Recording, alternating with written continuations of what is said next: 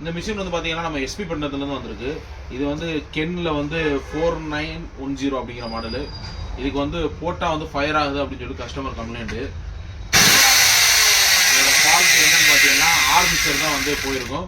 So வாங்க அந்த armature எப்படி மாற்றுறதுங்கிறத பார்ப்போம்.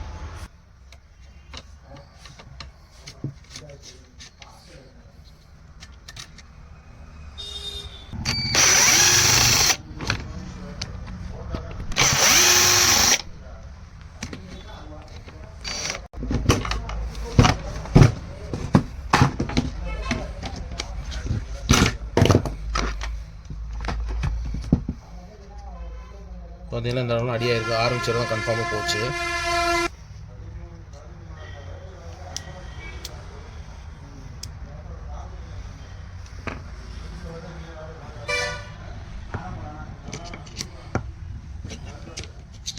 இந்த மாடலுக்கு வந்து பார்த்தீங்கன்னா நம்மள்ட்ட வந்து ஒரிஜினல் ஆரம்பிச்சரே இருக்குது. ஸோ நம்ம வந்து இப்போ இது மிஷினுக்கு வந்து ஒரிஜினல் ஆரம்பிச்சரே வந்து நம்ம வந்து ஃபிட் பண்ணிடலாம். ரெண்டு வந்து பார்த்தீங்கன்னா 629 பேரிங் வந்து வரும்.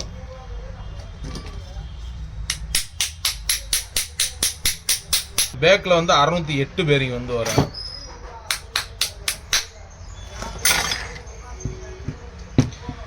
கண்டிப்பாக வந்து நம்ம வந்து இந்த காற்று வந்து ஃபிட் பண்ணணும். இல்லாட்டா வந்து பார்த்திங்கன்னா கியர் வந்து சுற்ற ஆரம்பிச்சிடும். ஒழுங்காக கட்டிங் ஆகாது.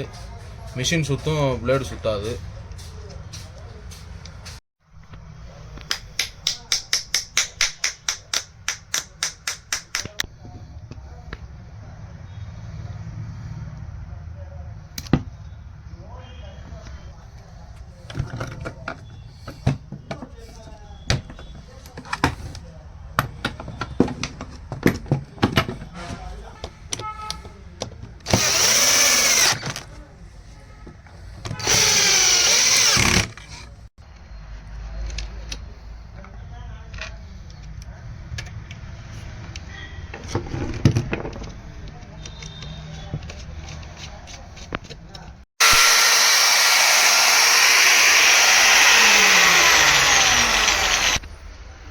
இப்போ வந்து பார்த்தீங்கன்னா கஸ்டமர் கொடுத்த கம்ப்ளைண்ட் வந்து இப்போ வந்து நம்ம வந்து க்யூர் பண்ணியாச்சு.